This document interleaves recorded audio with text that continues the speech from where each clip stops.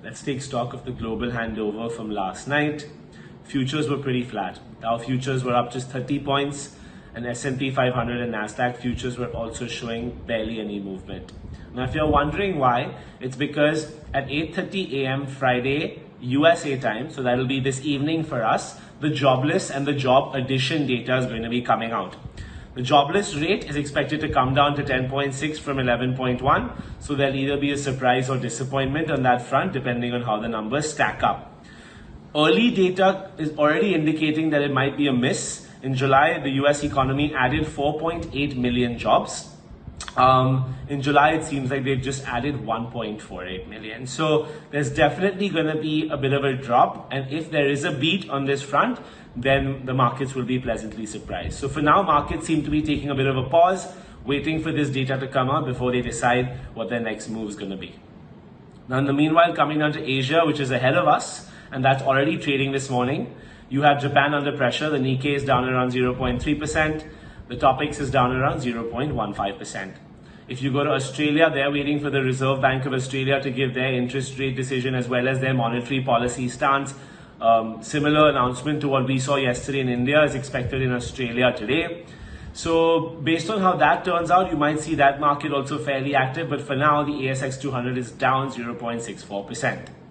The only region which really seems to be bucking the trend is the Kospi in South Korea, and that's up around 0.5% just now as we speak. So that's kind of positive.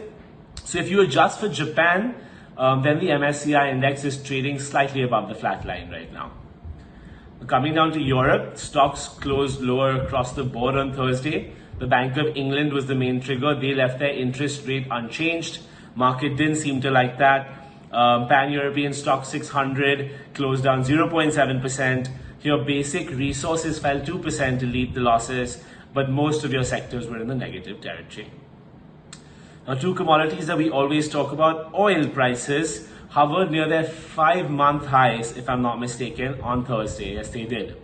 And this is on the back of obviously support from a weakish dollar, as well as Iraq now coming out and saying that they're going to cut production quite significantly. So that's also boosting oil prices a little bit. Brent was up a mere 9 cents, but still above $45.25.